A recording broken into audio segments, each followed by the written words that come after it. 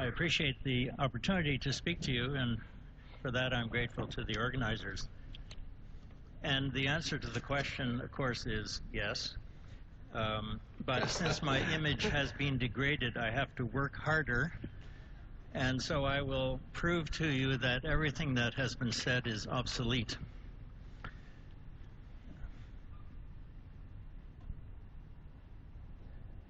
I'm sort of kidding.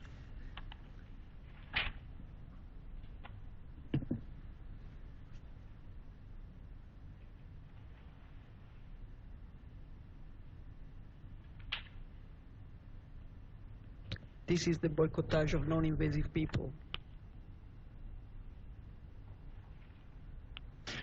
So I didn't push the button hard enough, but it still doesn't work with an expert. So we go to the mouse. Okay, all of you know that there are different categories of value that you can get from a biopsy. These have already been discussed, but first of all, to confirm the diagnosis, to confirm activity, and to look at stage. Now, the first two are somewhat related. First of all, you know this patient has NASH, but you don't know what else he might have. And with the family history of cirrhosis not yet diagnosed, I would suggest that a biopsy would be useful to look for iron overload, copper disease, and a number of other genetic diseases. Confirming activity is very useful because it has prognostic value, and you can see this very easily with biopsy. So it also tells you how fast the process is going to progress. Now, stage is somewhat different, and I'll define in the next slide, but it can be applied to any disease that progresses to cirrhosis, and that includes most of the ones on my list, and others, of course. But it does not, it's not applicable to non-cirrhotic portal hypertension because you've already taken that out of the equation. So stage is summarized by this quote, a part of a quote from Zach Goodman and others who have said that we're looking for where are we in the natural history of the particular disease.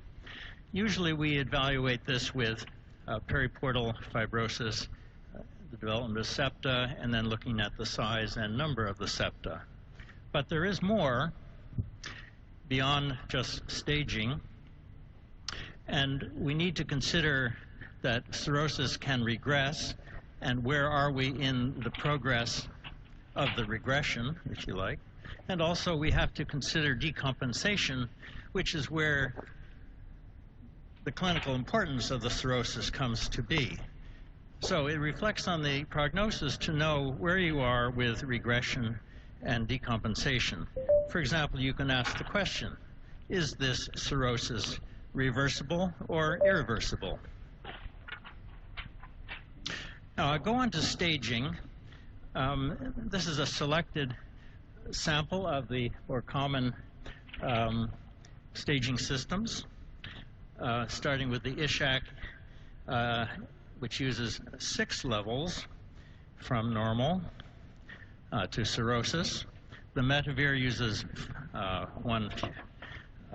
it's 2 fewer, goes up to 4, and that's the one that has been used mostly in the studies already quoted today. The Linux system from 2000 subdivides cirrhosis into 3 groups, and the importance of this is obvious, that all the patients who decompensate are either in 4B or 4C, and if you include this staging histologically, you are focusing on what is really clinically important. So the criteria are as I've described, but for the LINEC, if it's a 4A, it has quite a few septa. It defines nodules, but they tend to be thin. And if they're broad with smaller nodules, then you're into 4C.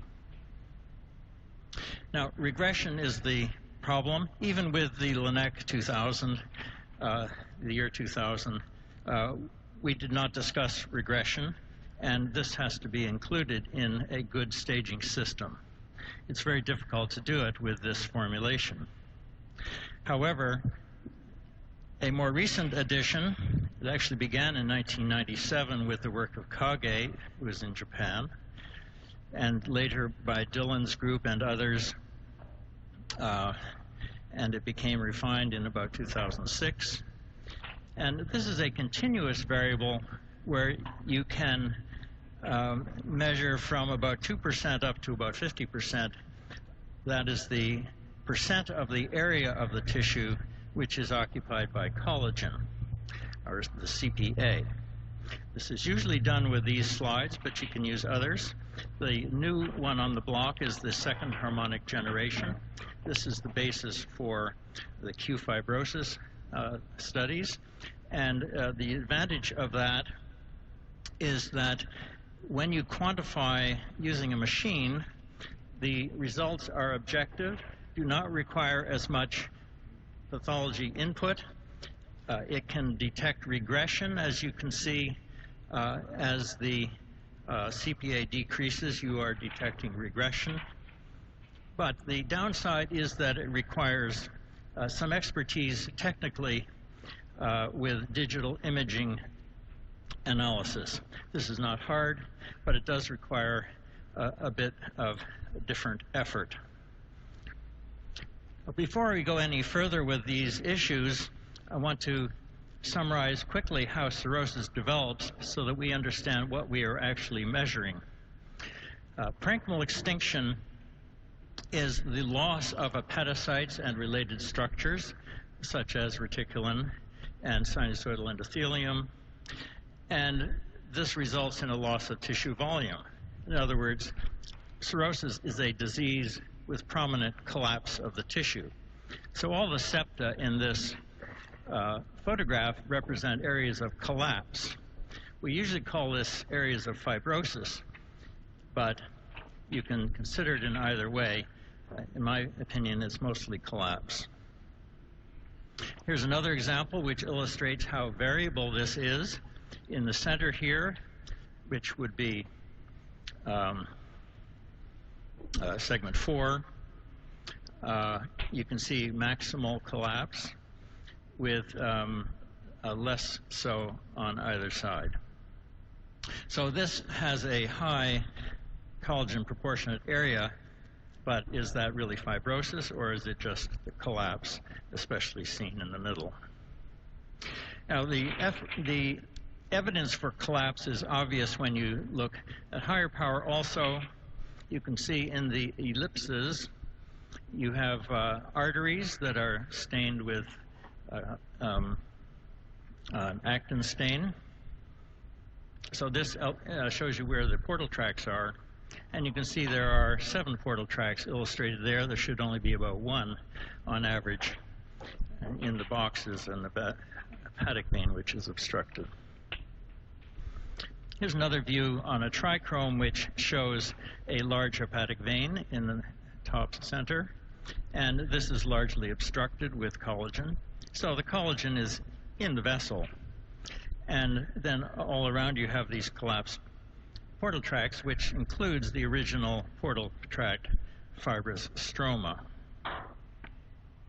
So cirrhosis begins with small lesions, which are not often talked about, but you can see individual parenchymal extinction lesions or PELs over here, and on the left you have an aggregation of parenchymal extinction lesions in hepatitis C. So this lesion on the left is the same one I just showed. You can notice that the shape of this collection is convex. In other words, it's demonstrating collapse just by the shape of the structure. Similarly, here you can see the concave edges. So this is a collapsed area. These are very recent PELs with no fibrosis at all. So this collapse has preceded the fibrosis. There is, however, hepatic vein obstruction, which is not illustrated here very well, but you can find it if you go under higher magnification.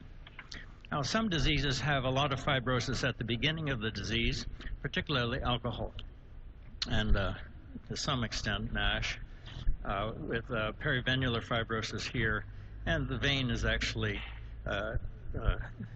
barely visible here. It's largely obstructed. So this series of cartoons will summarize, to start with early disease and go on to cirrhosis.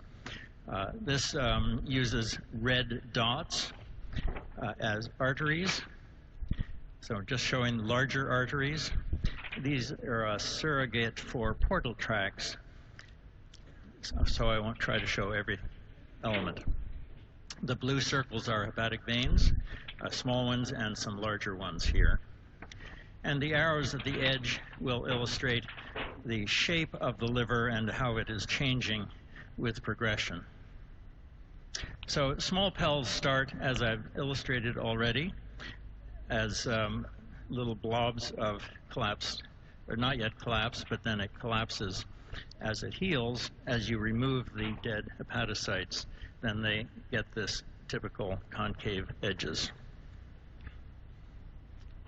Then when you start getting more of these PELs, they aggregate as more hepatic veins are obstructed. You can see you now have quite a few hepatic veins obstructed. You're starting to get the rounded edge, which starts to look like cirrhosis. So it's purely a quantitative difference starting from the beginning to cirrhosis. However, the qualities change, and then we have the descriptions that we apply to cirrhosis. Here you have the septa have all become confluent.